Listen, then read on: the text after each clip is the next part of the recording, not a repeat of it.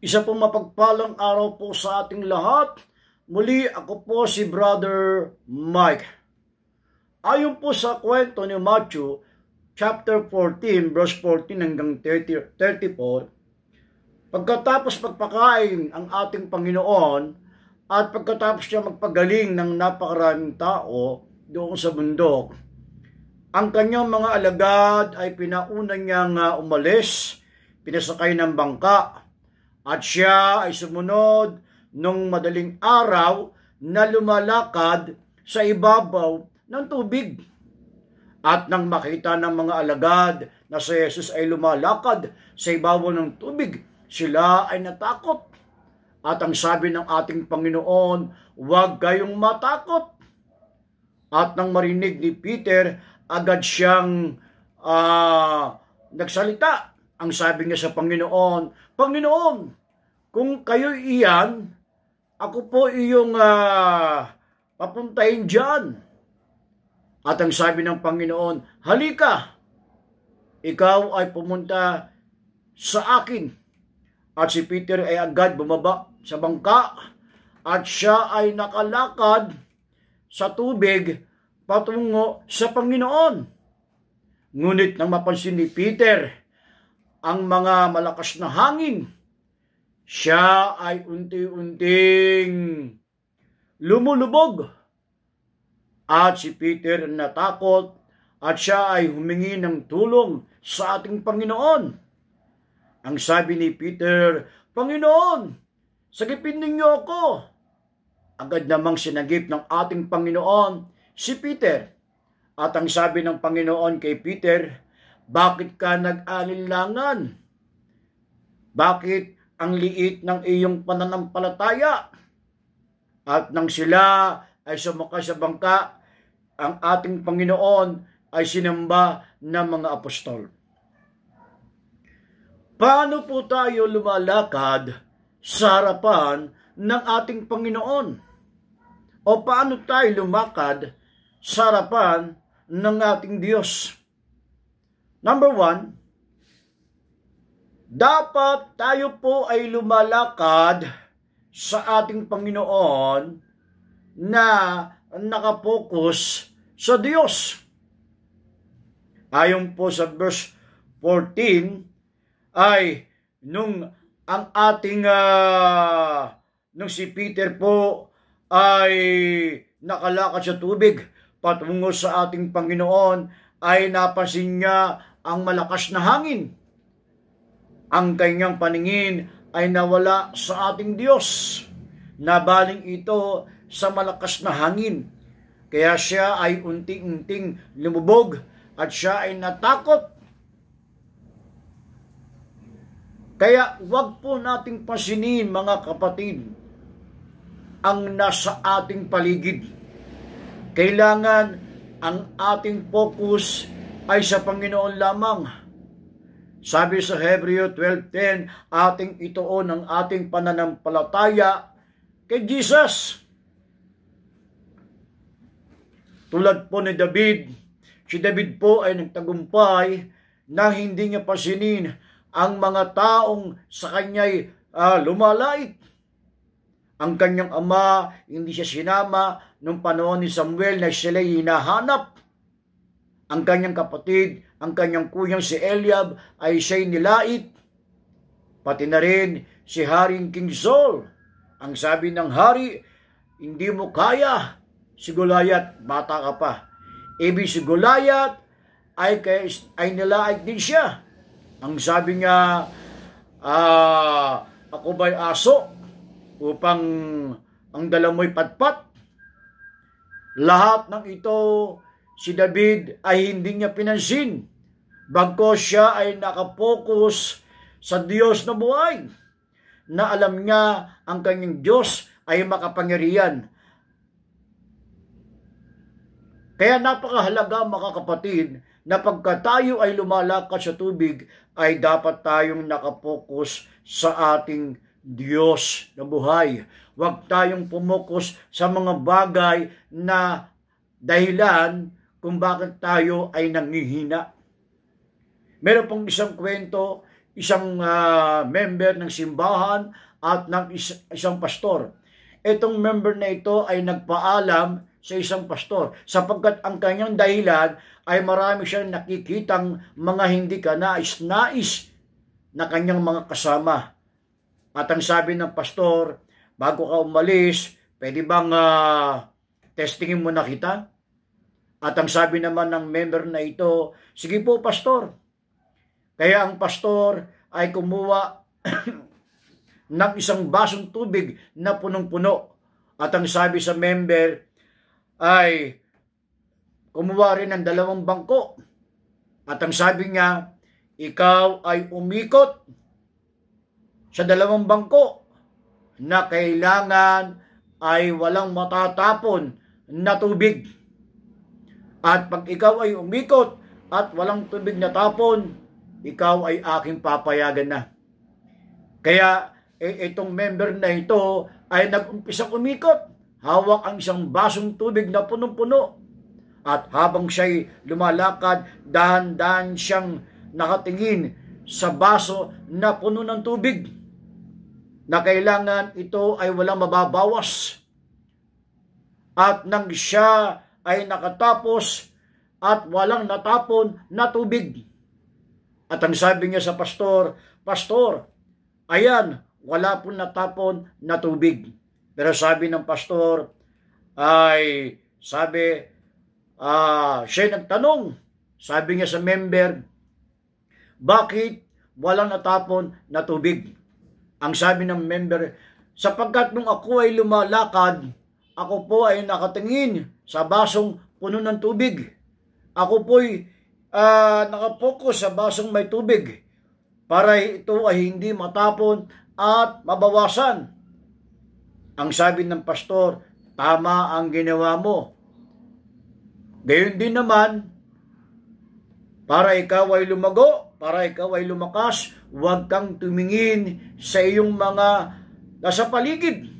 Huwag kang tumingin sa iyong mga kapatiran o kapatid na ang kanilang ginagawa ay hindi maganda. Bagkus, ikaw ay tumingin doon sa ating Panginoon. Yan po ang dapat gawin natin mga kapatid, na pagka tayo po ay lumalakad sa ating Diyos, ay tayo po ay nakapokus sa ating Diyos na buhay. Huwag po tayong titingin sa ating mga kapatid na ang ginagawa ay hindi maganda. Para tayo ay makalakad, para tayo ay makatapos ng ating finish line. Upang tayo lumago, upang tayo ay maging matagumpay tungo sa ating Panginoon, na dapat tayong pumukus sa ating Diyos. Pangalawa, huwag tayong matakot, sapagkat nang makita ni Peter yung malakas na hangin, nawala ang kanyang paningin sa ating Panginoon, siya ay natakot.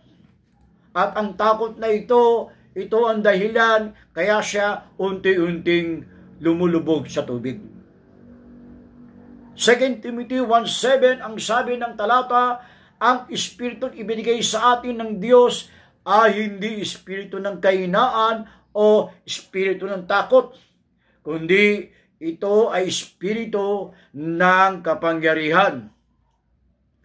1 John 4:4, ang espiritu na sa atin ay mas makapangyarihan kaysa espiritu na sa makasanlibutan. Kaya mga kapatid, huwag po tayong matakot kung tayo man ay lumalakad patungo sa harap ng ating Panginoon. Sapagkat ang ating Diyos may mga pangako na tayo ay hindi iiwan ni pababayaan. Ayon po yan sa Hebreo. At ang sabi niya sa Matthew 28:20, tayo ay kanyang sasamahan hanggang sa dulo ng daigdig. Kaya mga kapatid, ay ang takot ay dahilan upang ikaw o ako ay bumaksak, upang tayo ay tumalikod, manghina sa harapan ng Diyos. Kaya wag po tayong matakot, sapagkat pagkasama natin ang Diyos, sino ang laban sa atin? Kaya napakahalaga sa atin mga kapatid na isipin natin na kasama natin ang Diyos upang tayo ay hindi matakot. At yung pangatlo mga kapatid ay yung sinasabing huwag tayong mag-alinlangan. Nasagipin ng ating Panginoon si Peter, ang sabi ng ating Diyos kay Peter, bakit ka nag-alinlangan? Bakit napakaliit ng iyong pananampalataya? Yan ang sabi ng ating Diyos kay Peter. Ayon po sa Santiago 1:6, huwag tayong mag-alinlangan sapagkat ang nag-aalinlangan ay parang alon sa dagat na tinataboy ng hangin kahit saan.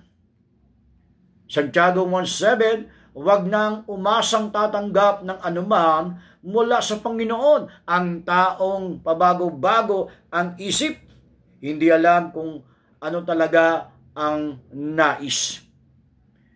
Maliwanag mga kapatid na pagka tayo po ay nag-aalinlangan, tayo po ay mapapahamak at wag na po tayong aasa sa Panginoon na tayo ay merong matatanggap. Sabi ng ating Panginoon, Matthew 21:21, tandaan ninyo, kung kayo'y maniniwala at hindi mag-aalinlangan, magagawa rin ninyo ang ginawa ko sa puno ng igos na ito. Hindi lamang yan. Kung sabihin ninyo sa bundok na ito, umalis ka riyan at tumalon ka sa dagat, mangyayari ang iyong sinabi. Meron po tayong isang kwento, mga kapatid. Meron pong isang binatang mayaman at meron po siyang mga maraming alila. One day, meron siyang biniling isang pantalon na bago sapagkat siya ay merong aatinan na isang dibo, isang mahalagang dibo para sa kanya. Ang sabi niya sa unang katulong ay tinawag niya. Ang sabi niya, Yaya, itong aking pantalon ay bago. Ay pwede niyo bang putulan mo ito para sa akin dahil mamaya ay meron akong atinang dibo. Sumagot ang yaya at siya ay nagpahinga sa kanyang kwarto. Pero maya-maya ay naisip niya baka hindi putulan ng aking yaya sapagkat ay maraming ginagawa ang aking yaya. Kaya tinawag niya ang pangalawang yaya. Ang sabi niya, Yaya, pwede ba ito ay putulan mo sapagkat mamaya ako ay merong dibo na aatinan? Sumagot ang yaya, sige po.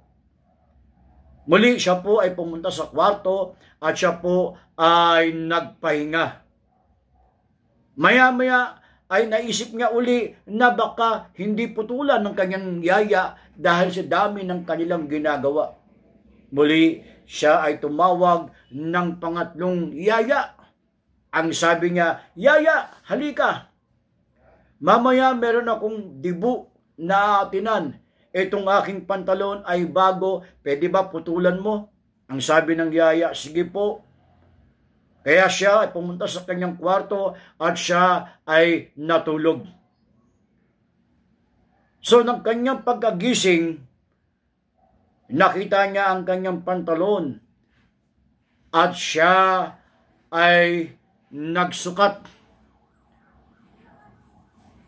At nang ito'y sukatin, napakalaki ng nabawas sapagkat naisip niya ang tatlong yaya na kanyang sinabihan. Ganun po mangyayari mga kapatid kung tayo po ay nag-aalinlangan, pwede po tayong mapahamak. Yung ating mga inaasahan ay hindi natin makakamit sapagkat tayo ay pabago-bago ng isip at tayo ay nag-aalinlangan sa harapan ng Diyos. Kaya kung tayo po ay lumalakad sa harapan ng Diyos, wag po tayong pumokos sa ibang bagay, bagkus tayo ay pumokos sa ating Diyos. Pangalawa, dapat tayo ay wag mag-alinlangan at higit sa lahat, tayo ay huwag matakot sapagkat kasama natin ang Diyos. Muli po, salamat po ng marami. Ito po si Brother Mike.